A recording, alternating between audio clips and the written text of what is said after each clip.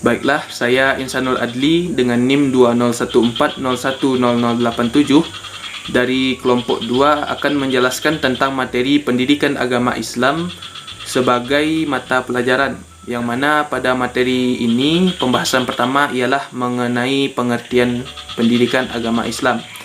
Mengenai pendidikan ini, secara bahasa terdapat 3 kata yang mewakili kata pendidikan ini. Yang pertama adalah at-tarbiyah, yang kedua at-ta'lim, dan yang ketiga at-ta'dib. Yang pertama at-tarbiyah, yang berasal dari kata ad-daba yu'addibu, yang berarti bertambah dan bertumbuh. Kemudian yang kedua adalah at-ta'lim, yang berasal dari kata 'allama yu'allimu, yang berarti mengajar. Kemudian yang ketiga adalah at-ta'dib, yang berasal dari kata ad-daba yu'addibu, yang berarti memberikan adab. Dan untuk pendidikan agama Islam itu tersendiri dapat kita pahami sebagai upaya sadar yang terencana dalam penyampaian peserta didik untuk mengenal, memahami, menghayati, mengimani dan berakhlak mulia, dan juga mengamalkan segala bentuk ajaran agama Islam yang bersumber dari Al-Quran dan Sunnah melalui kegiatan bimbingan, pengajaran latihan, serta penggunaan pengalaman. Dan itu adalah pembahasan mengenai pendidikan agama Islam dalam bentuk artiannya. Kemudian kita masuk dalam ruang lingkup pendidikan agama Islam. Ruang lingkup dari pendidikan agama Islam ini terbagi atas 5 bagian. Yang pertama adalah Al-Quran. Lingkup dari Al-Quran ini ialah mengenai isi dan kandungan dari Al-Quran tersebut agar dapat dipahami dan dipelajari oleh peserta didik. Kemudian ruang lingkup yang kedua ialah akidah. Lingkup dari akidah ini ialah membahas tentang keyakinan dari agama kita, yaitu agama Islam. Dan juga lingkup dari akidah ini berfokus kepada rukun iman. Kemudian yang ketiga ialah ruang lingkup dari akhlak.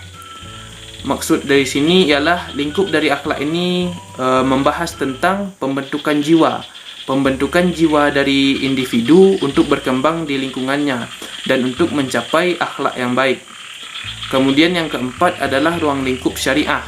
Ruang lingkup syariah ini membahas tentang segala bentuk tata cara dalam pelaksanaan ibadah yang dilakukan oleh seorang individu dalam rangka berubudiah kepada Allah.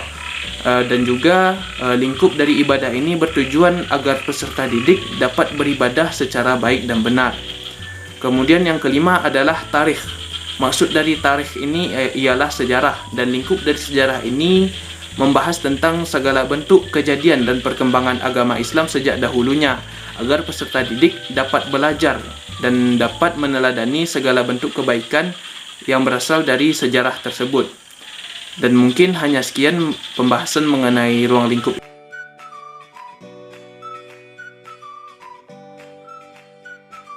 Baiklah, saya Puji Purnamasari dengan NIM 2014010100. Di sini saya akan menjelaskan tentang materi yang ketiga, yaitu tentang tujuan pendidikan agama Islam.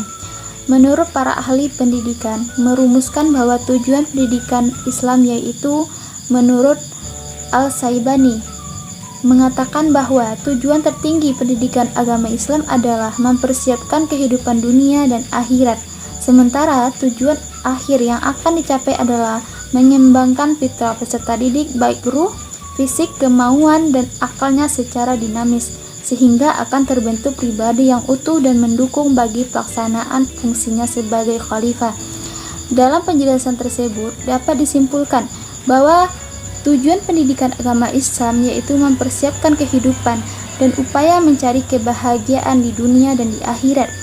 Yang kedua yaitu menghambakan diri kepada Allah, memperkuat keislaman, melayani kepentingan masyarakat Islam, membentuk akhlak mulia. Yang ketiga yaitu meningkatkan keimanan, pemahaman, penghayatan, dan pengamalan peserta didik tentang agama Islam sehingga menjadi manusia muslim yang beriman dan bertakwa kepada Allah. Selanjutnya, yang ketiga yaitu tentang pola pembinaan dan pola pendidikan dalam agama Islam.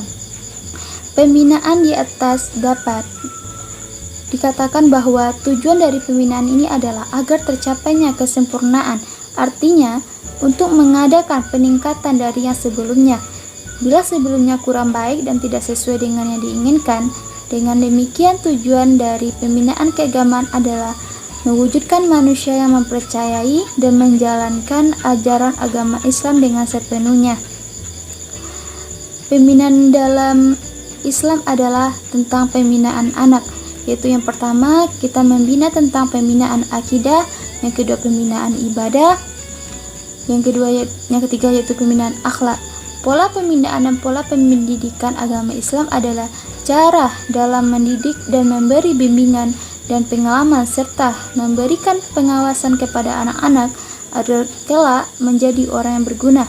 Kemudian pola pendidikan ini juga memenuhi kebutuhan fisik dan fisikis yang akan menjadi faktor penentu dalam menginterpretasikan, menilai dan mendeskripsikan, kemudian memberikan tanggapan dan menentukan sikap maupun perilakunya.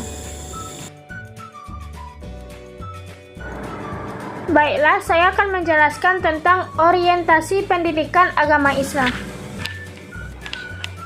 Secara operasional, pendidikan Islam diorientasikan kepada dua hal.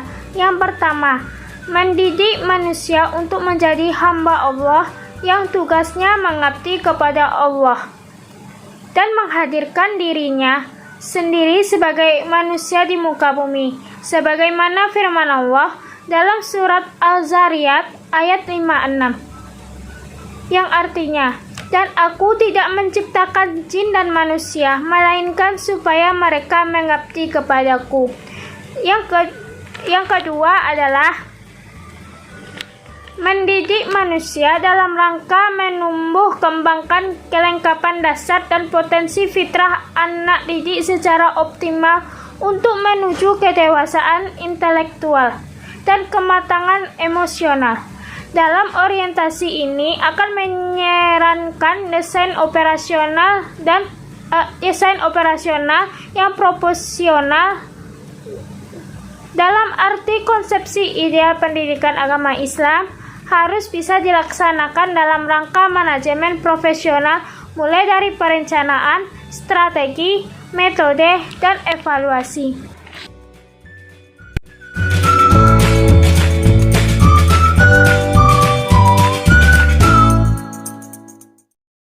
Tangga kecil woi di langit yang biru, cap lecap amat banyak menghias angkasa.